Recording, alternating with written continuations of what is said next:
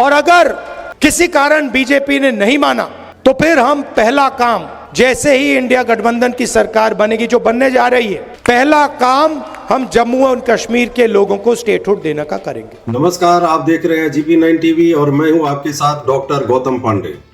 राहुल गांधी आजकल जम्मू कश्मीर में ताबड़तोड़ सभाएं कर रहे हैं। करना भी चाहिए क्योंकि वहां अभी इलेक्शन चल रहा है। अभी आपने उनके भाषण का एक अंश सुना, आइए आगे बात करते हैं उसके ऊपर। राहुल गांधी ने जम्मू कश्मीर की जनता को एक वचन दिया है कि चाहे लोकसभा हो, राज्यसभा हो या फिर रोड पर ही लड़ाई क्यों ना लड़नी पड़े, हम आपके लिए लड़ाई लड़ेंगे और मोदी सरकार पर ये दबाव डालेंगे कि जम्मू कश्मीर को जल्द से जल्द स्टेटहुड वापस दो। अगर वो नहीं मानेंगे तो जब हमारी सरकार आएगी, यानी कि इंडी गठबंधन की जब सरकार आएगी, जो कि आने वाली है, अभी आपने वीडियो में सुना, वो कहते हैं जो कि आने वाली है, तो हम जम्मू कश्मीर को उसका हक दिलाएंगे। अब राहुल गांधी जी ने ये नहीं बताया कि ये सरकार कहां आएगी उनकी, जम्मू कश्मीर में या केंद्र में। अगर खुदा न खास्ता जम्मू कश्मीर में सरकार आ भी गई तो वो कुछ नहीं कर पाएंगे, क्योंकि ये मसला और ये मामला जो है ये केंद्र सरकार के अधीन आता है, ना कि राज्य सरकार के। तो वहां तो कुछ कर नहीं सकेंगे ये।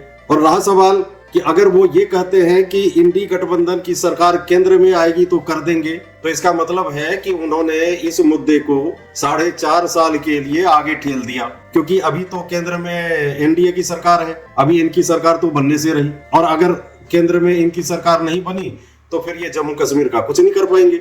हाँ, 2029 में कुछ हो जाए तो कुछ कहा नहीं जा सकता।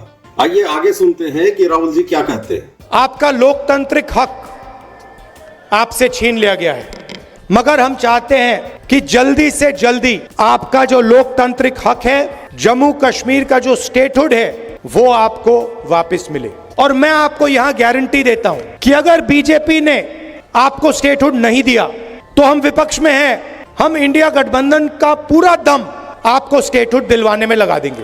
पार्लियामेंट का इस्तेमाल करेंगे, लोकसभा का इस्तेमाल करेंगे, राज्यसभा का, सड़कों पे उतरेंगे और हम आपको जो आपका हक है वापस दिलाएंगे। अभी कुछ दिनों पहले आपने देखा होगा कि राहुल गांधी यूएसए गए थे, तो एक प्रोग्राम में स्पीच दे रहे थे और बार बार इंडिया अलायंस बोल रहे थे। तो पत्रकार ने अपने सवाल में इंडी गठबंधन शब्द इस्तेमाल किया, तो राहुल गांधी ने उसे बता दिया कि ये नैरेटिव बीजेपी का सेट किया हुआ है, अन्यथा हम इंडिया गठबंधन है, इंडिया अलायंस है, ना कि इंडिया अलायंस। तो पत्रकार ने फिर तपाक से पूछ दिया कि इंडिया में ए किस लिए है, ए का क्या मतलब हुआ? तो राहुल जी की बोलती बंद हो गई। फिर काफी सोचने के बाद कहते हैं अलायंस। अब सोचिए कि इतनी घोर बेइज्जती होने के बाद भी राहुल गांधी जम्मू कश्मीर के भाषण में इंडिया अलायंस जपे जा रहे हैं। क्या कांग्रेस में कोई समझदार आदमी नहीं है जो इनको समझा सके कि भाई ये इंडिया अलायंस नहीं, ये इंडिया अलायंस है?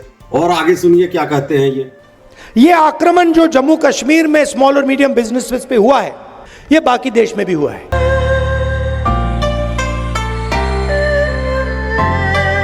ये बाकी देश में भी हुआ है।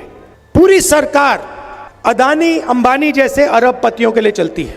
जहां भी देखो वहां आपको अदानी अंबानी दिखेगा।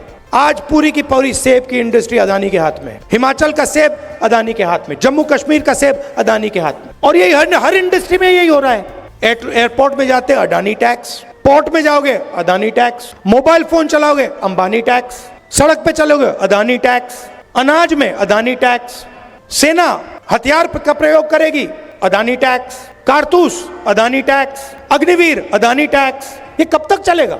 16 लाख करोड़ रुपए कर्जा माफ किया है अदानी अंबानी जैसे 25 लोगों का नरेंद्र मोदी।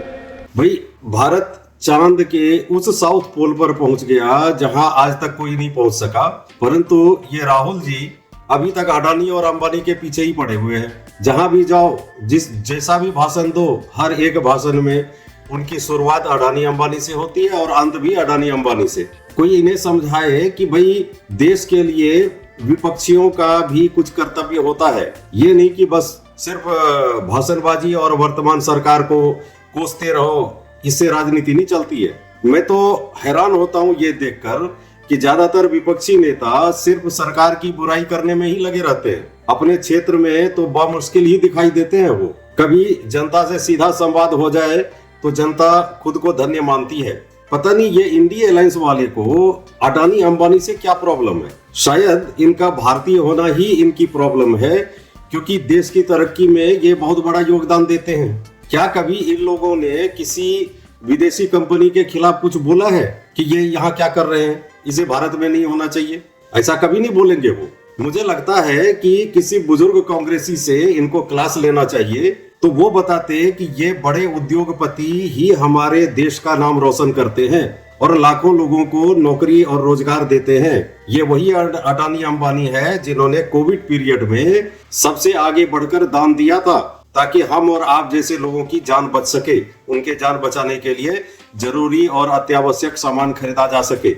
इसलिए उनके जैसे लोगों को कोसने के बजाय उनका आदर करना चाहिए। ये लोग ही देश की अर्थव्यवस्था की रीढ़ हैं और ये बात देश के सभी पढ़े लिखों को समझ में आता है। यहाँ तक कि जो ज्यादा पढ़े लिखे नहीं हैं वो लोग भी इस बात से सहमत होते हैं कि देश में बड़े उद्योगपति का होना आवश्यक है। अब पता नहीं इन लोगों को कब समझ आएगी ये बात।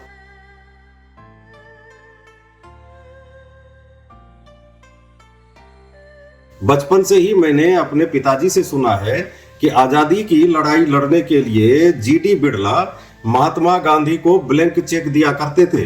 वो भारतीय उद्योगपति ही थे राहुल जी, आप लोगों की तरह कोई खानदानी नेता नहीं थे। इसलिए आप लोगों को मेरी सलाह है कि इन बड़े बिजनेसमैन को कोसना छोड़ दीजिए और कुछ देश हित में कार्य कीजिए, ताकि लोग आपका भी नाम आदर से लें। ये वीडियो आपको कैसा लगा हमें कमेंट बॉक्स में जरूर लिखिए।